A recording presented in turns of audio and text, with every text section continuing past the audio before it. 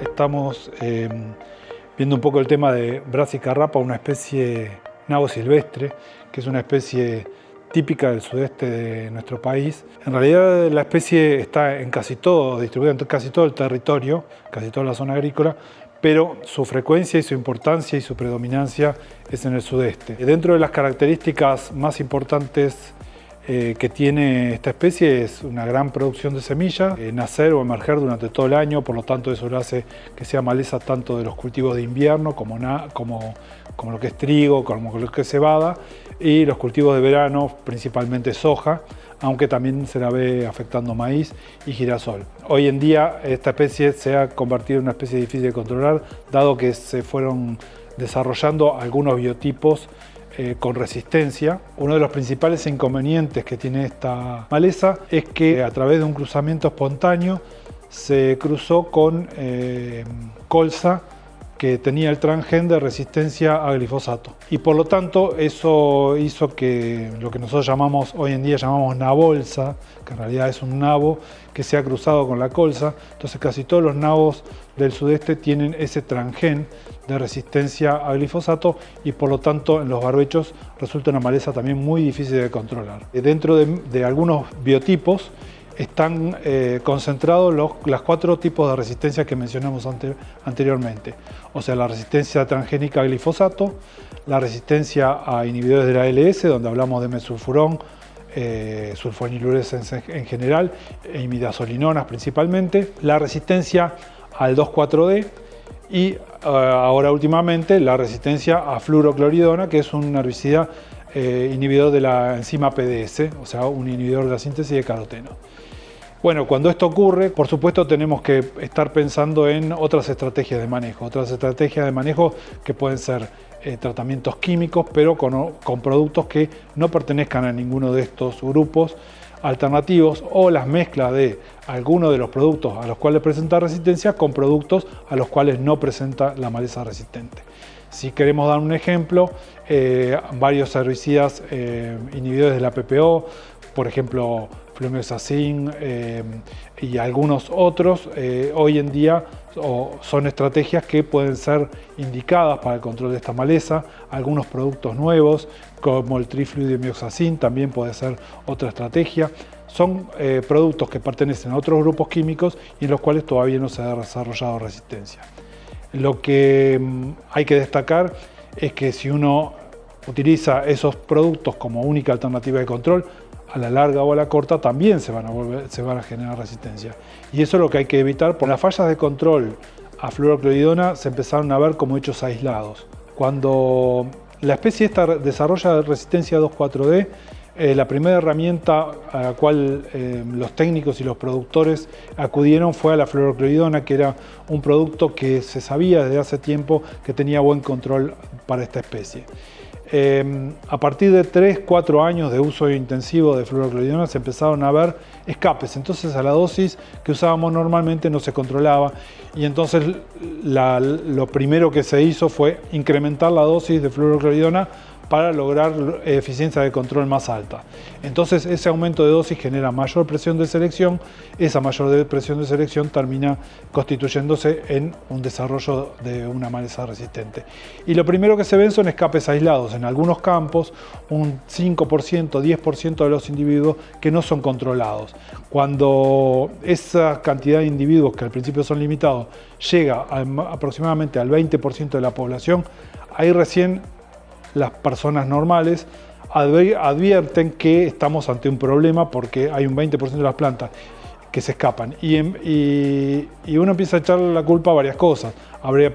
Será la dosis, será el tipo de suelo, será la aplicación, etcétera, etcétera. Y bueno, lo que pasa es que se está generando resistencia. Lo primero que hacemos es recolectar propágulos, semillas, y esas semillas llevarlas a un ensayo de macetas. Esos ensayos de macetas consisten en ensayos de dosis-respuesta, llamamos nosotros, donde se prueban desde subdosis hasta sobredosis del producto. Sobre esos individuos que sobreviven a la dosis normal de uso y a mayores dosis que la dosis normal de uso, lo que se hace es se vuelve a colectar semilla para asegurarse que ese carácter de resistencia se transfiera a la progenie, es decir, que la semilla cosechada de una planta resistente tiene que ser también resistente. Todo eso lo hacemos acá desde la facultad, por supuesto en ensayos en condiciones controladas, en condiciones de invernadero, con las plantas cultivadas en macetas y las aspersiones hechas en cámaras de aspersión experimental, de manera tal de estar seguro de que no hay pérdida de producto por deriva, de que las aplicaciones contienen la dosis exacta que nosotros estamos poniendo, y a partir de eso se ajustan modelos para poder ajustar esos modelos de dosis-respuesta y poder determinar los índices de resistencia que tiene la población que tiene resistencia respecto de la población sensible. Puede suceder que cuando hacemos todo eso, de nada, o sea, no nos dé resistencia, por supuesto. Cuando no nos da resistencia, por supuesto, no existe, puede haber sido una falla de aplicación, un error en la evaluación, etcétera, etcétera. Pero bueno, muchas veces cuando uno hace estos ensayos, uno se da cuenta que hay biotipos distintos y que esos biotipos contienen algún carácter que los hace indeseables desde nuestro punto de vista del control. Respecto a la fluorocloridona, no existe en el mundo todavía un reporte de resistencia a fluorocloridona. Pero también hay que poner en contexto esto porque en el mundo la fluorocloridona no es un producto utilizado en todos lados. Entonces, por lo tanto, como no tiene registro en muchos países porque es un producto, la fluorocloridona en realidad es un producto relativamente viejo, ¿sí? Entonces en muchos lugares se ha caído el registro y nadie se ha encargado de volverlo a inscribir. No obstante, hay que comentar que la resistencia a PDS, o sea, a ese mismo mecanismo de acción, al mismo mecanismo de acción que tiene la fluorocloridona, existe en otras partes del mundo, llevada a cabo por otros productos que son similares a fluorocloridona, pero que sí se utilizan. O sea, la realidad es que uno lo que hace es dar las alertas, pero la semilla o los propágulos de las plantas resistentes normalmente son los que llevan esos rasgos, esos caracteres de resistencia de una zona a otra. Y la semilla nosotros sabemos que se transportan los camiones con la cosecha, se transportan las cosechadoras, se transporta muchas veces por viento, por agua, y por lo tanto es probable que en todo el sudeste la resistencia a fluorocloridona se distribuya. Y a otras zonas va a depender de cómo manejemos las barreras de sanidad para hacer uso de semilla limpia, limpieza de camiones, limpieza de cosechadoras, etcétera, etcétera. O sea que depende más de nosotros la velocidad con la cual se distribuya este carácter a otras zonas productivas de nuestro país. Cómo evoluciona esta especie va a depender de cómo nos posicionamos nosotros en el manejo. O sea, técnicos productores, extensionistas, tienen que tener muy en cuenta que estamos frente a una especie que adquiere resistencia muy fácilmente o bastante fácilmente a determinados mecanismos de acción. Entonces, ahora probablemente salgan un montón de nuevas estrategias para el control de los biotipos resistentes, pero en tanto y en cuanto todos hagamos lo mismo, esto no tiene solución, se va a generar resistencia a nuevos mecanismos de acción. O sea que depende de nosotros que alternemos los mecanismos de acción, que mezclemos productos, que hagamos rotación de cultivo.